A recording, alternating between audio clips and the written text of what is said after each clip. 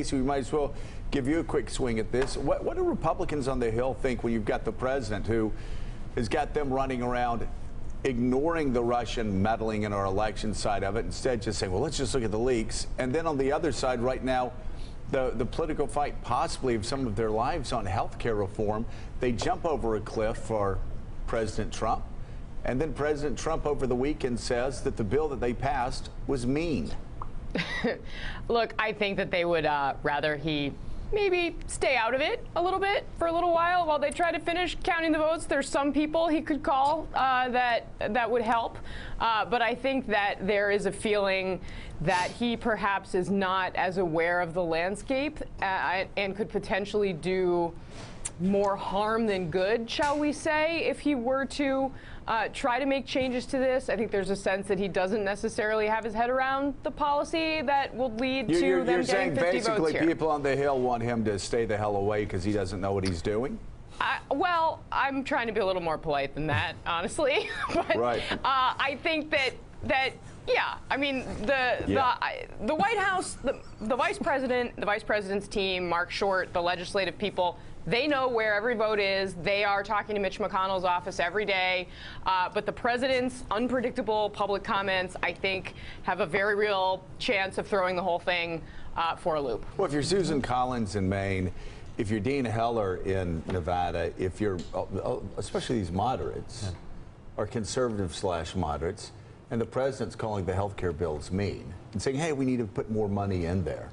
I mean, that makes your decision easy. They will get absolutely hammered, not only by AARP, but by their opponents for saying, you voted for a bill that even Donald Trump said was mean. There's a conservative case for a different kind of way to try to provide health insurance to the American people. No one in the party is making it right now. Right. And the president's only making it more difficult for them to even try. You've got Rand Paul and then a bunch of more moderate Republicans saying this bill is inadequate in lots of ways. And I don't know if it's worth the party to pass it or not at this point, because they're not becoming close to defending what they're trying to do, which, again, I'll just say is a partial repeal of the Affordable Care Act. The problem, John Heilman, if I'm sitting in Congress as a conservative or as a moderate, let's say I'm a conservative. This bill isn't conservative. No. Let's say I'm a moderate. This bill is mean. Yes. So this is the worst of all worlds. You've got a bill that is neither conservative nor is it compassionate. You've got a mean, non-conservative bill. And that doesn't repeal the Affordable Care Act. And on top of everything else, the president previously, when he had used the word mean, it was in a closed-door session. It was reported, right, but we'd never seen him on camera. We now have him on camera giving every Democrat who's going to run in any race in the country a beautiful piece of footage to put in an ad. So even if you're a Republican who's worried about Trump voters, you've now got the president saying that the thing they're about to vote for, if they vote for it, is mean. They've got him on camera saying it. Thank you. Let 1,000 ads bloom. And Elise, again, he not only said, he was bragging about it. Yeah.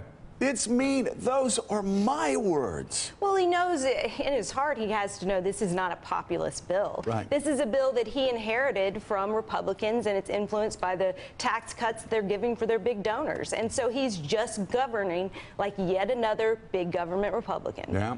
Thanks for checking out MSNBC on YouTube, and make sure you subscribe to stay up to date on the day's biggest stories. And you can click on any of the videos around us to watch more from Morning Joe and MSNBC. Thanks so much for watching.